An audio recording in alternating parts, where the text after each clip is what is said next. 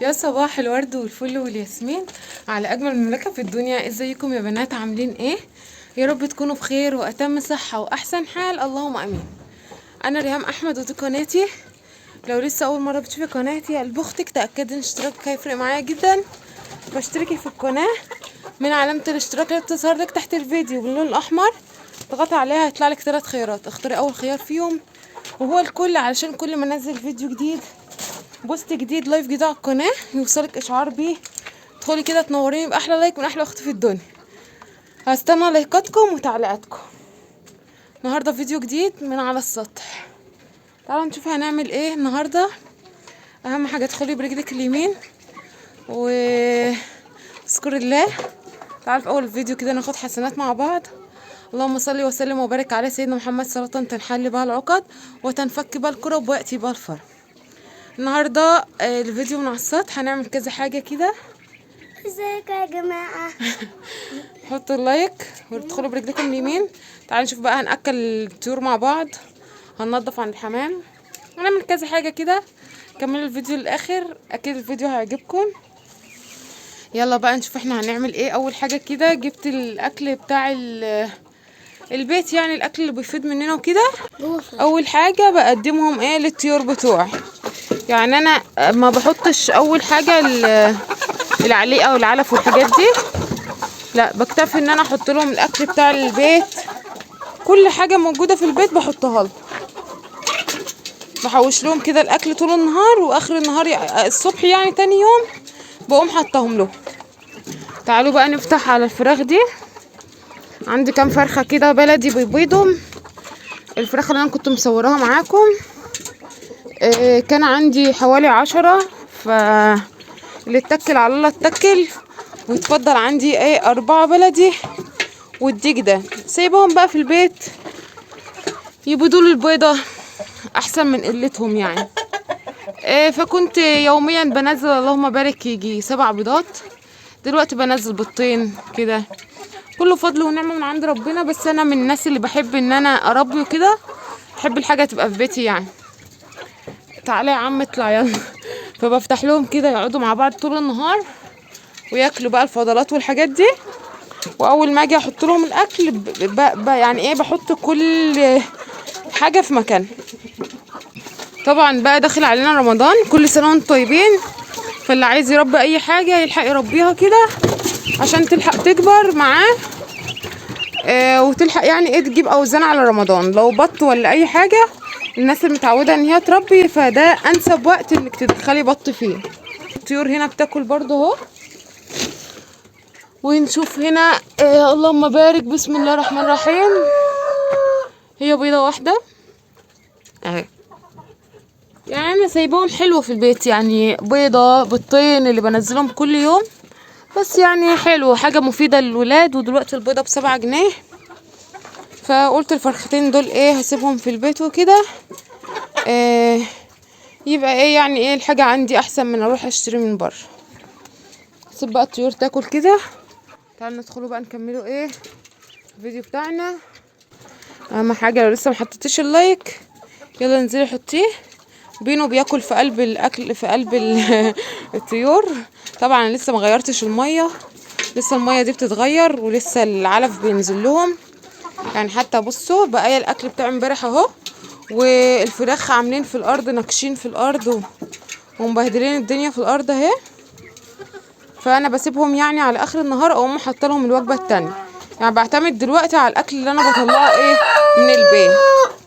مثلا عيش، بقايا عيش، بقايا تنظيف سمك، بقايا خضره، اي خضره موجوده عندي بطلعها لهم. هنا بقى سبتهم شويه بعد ما نقهم بقى اللي في الارضيه كلها، الاكل اللي كان متبعتر منهم في الارضيه ده. وبعد كده هشيل بقى كل حاجه في الارضيه كده. قلت اكنس لهم قبل ما ادخل اكنس عند الحمام.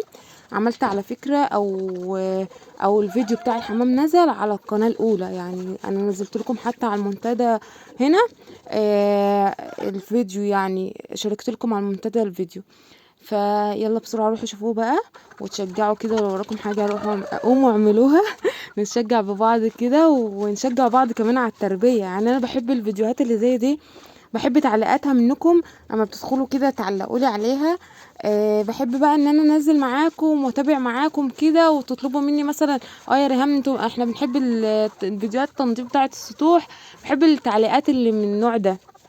اهم حاجه بقى لو شايفه ان فيديوهاتي حلوه وبتشجعك كده ومفيده ليكي ايا كان لو 1%، يا ريت تنزلي تحطي اللايك بقى، ومستنيه لايكاتكم وتعليقاتكم. اهم حاجه التعليقات، علقولي على قد ما تقدروا. عاوزاكم واقفين جنبي في كل حاجه، يعني احس كده ان انا ليا اصحاب، ان انا ليا عزوه. الحاجه اللي انا اتحرمت منها في حياتي، لان انا من الناس اللي ماليش صحاب تماما تماما تماما، مفيش ولا صاحبه حتى حواليا.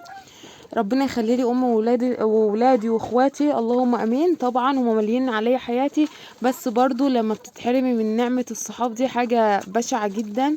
ربنا ما يكتبهاش عليكم طبعا. في ناس بيقولوا ان الحاجة دي حلوة انك تبقي عايشة لوحدك كده ومكتفية بنفسك. فانا صحابي اللي في الدنيا شوية اللي انتوا شايفينهم دول. هتتريقوا عليا، عارفة ان في ناس هتتريق عليا، ناس هتقول ايه الهبل اللي انت بتقوليه ده. بس والله العظيم بجد بجد بجد الطيور دي والتربية دي احلى نعمة من عند ربنا. انا بتعامل معاهم وبكلمهم وبحس كده ان انا عارفين، لدرجه بقول لجوزي ايه، بقول لجوزي انا نفسي تعملي سرير فوق وافضل عايشه معاهم فوق. شفتوا وصلت لمرحله ايه؟ لان الطيور دي لما تحبوها او تحبوا التربيه بجد، يعني بيعزوا عليكم. كل طير كده بتربوه بيبقى حد كده عزيز في حياتكم، عاوزين تفضلوا معاه طول النهار. انا بصدق ان جوزي يمشي من الشغل، يمشي يروح الشغل من هنا، واطلع بقى اقضي بقيه يومي مع اصحابي دول، هم دول صحابي بقى. فنفسي تبقوا انتوا كمان صحابي وتقفوا جنبي كده، ولايكات كتير كتير كتير للفيديو ده. اهم حاجه لو لسه ما اشتركتيش، بجد الاشتراك هيفرق معايا جدا، والله العظيم بتفرقوا معايا جدا جدا، من داخل مصر ومن خارج مصر. على راسي على راسي على راسي، منوريني والله العظيم ومباركين حياتي كده، ومدخلين الفرحه على قلبي، اللهم امين دايما. نضفت بقى الجزء بتاع الفراخ ده. وبعد كده بصوا في الوقت ده انا كنت نضفت عند الحمام تمام، وعملت الكام شكاره دول وحطيتهم بره كده. لقيت الفيديو بتاع الحمام طول قوي، فقلت ليه ان انا ما نزلش الفيديو بتاع الحمام على القناه الاولى، وده ينزل لكم كده، يعني حاجه متنقيه كده على الفرازه، فيديو حلو كده ويشجعكم كده انكم تقوموا وتشجعوا انكم تنضفوا اي حاجه وراكم. هنزله لكم على القناه ده، فقسمته يعني عشان يبقى في جزء هنا وجزء هنا تمام. كانت الشكاره اللي انتوا شايفينها قدامكم دي، فمسكتها نطقت كده الشكاره لفوق، بحيث ان هي ان انا ما اعملش شكار كتير. الشكار دي انا بعبيها كده، وجوزي لما يجي من الشغل كده يروح واخدهم على الموتوسيكل، او مثلا اقوم انا شايلاهم ورمياهم. عندنا الفلاحين طبعا في بلدنا هنا ما بيصدقوا حاجه زي دي. يعني الحاجات زي دي بتبقى سبلة بتبقى سباخ، مش عارفه اسمها، هي اسمها سبلة اللي هي بتطلع من تحت الطيور دي. فالفلاحين بيفرحوا بيها قوي ان هي بتتحط للاراضي وكده، يعني زي سماد كده للاراضي. نضفت الجزء ده، نزلت الشكارة على قد ما اقدر كده، وقلت انزلها على السلم بحيث ان هي تبقى سهله عليا في التنزيل، لان انا بنزلها من التالت للاول تحت، على بال ما جوزي يجي من الشغل بقى اخر النهار يقوم رميها لي كده ومنضفين الدنيا. عاوزه اقول لكم من ان السطح نور، والله العظيم السطح نور. حتى الطيور بحس ان لما بنضف لها بحس ان هي فرحانه. انا عن نفسي لما بنضف السطح كده بحس ان انا عايزه اقعد عليه، يعني انا مش عايزه انزل خلاص، انا عايزه انزل اعمله تحت. حتى ولادي كده مقيمين انا وولادي فوق على السطح.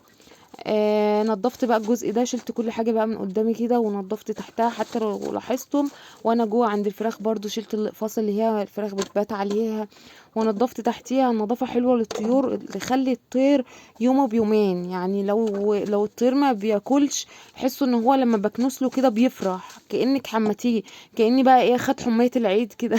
زي ما احنا مثلا بنعمل روتين كده في اوضه النوم في الصاله، ونحس ان اول ما ندخل كده نقول الله ايه النظافه دي، براحة نفسية. تحس ان الطيور بتبقى عندها راحة نفسية في الوقت ده.